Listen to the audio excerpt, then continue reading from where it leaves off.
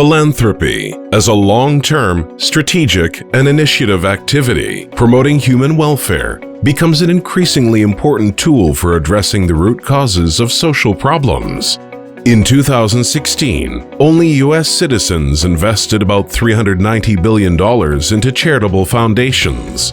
In Central Asia, consistent philanthropy is not developed, and there is a need to create an appropriate infrastructure. The University of Central Asia has completed a study in Kazakhstan, Kyrgyzstan, and Tajikistan to look at the overall regional picture and propose measures to develop and strengthen consistent philanthropy. The following factors limiting the development of philanthropy have been found. There is a lack of understanding of what philanthropy is and its frequent substitution for other concepts. There is a lack of reliable data on the real turnover of charity. There is a popular notion that significant donations are being made through religious organizations. But because of the lack of verifiable data, it is almost impossible to trace them and provide grounds for such an assertion. Limited public awareness of the work of civil society organizations narrows the impact of charitable activities.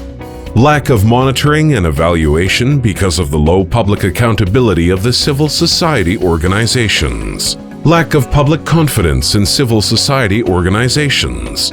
There are limited incentives for donors. In Kazakhstan, companies can get tax breaks only in the amount of 4% of the funds spent on charity. In Kyrgyzstan and Tajikistan, tax deduction is reaching 10%, but at the same time, charitable foundations in Kyrgyzstan must allocate 98% of the funds to charitable purposes, and only 2% to meet their operational expenses. In Tajikistan, the major part of the charity falls on the state institutions through government agencies. For example, in 2017, material and financial assistance from 101 government bodies was sent to 72 government agencies.